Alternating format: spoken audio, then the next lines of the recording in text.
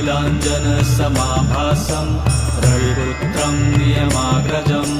छायामार्तण्डसम्भुतं तं नमामि शनैश्चरम् नीलाञ्जनसमाभासं रविपुत्रं नियमाग्रजं छायामार्तण्डसम्भुतं तं नमामि शनैश्चरम् नीलाञ्जनसमाभासं रविपुत्रं नियमाग्रजं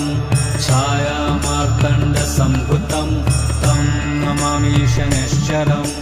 नीलाञ्जनसमाभासं रविपुत्रं नियमाग्रजं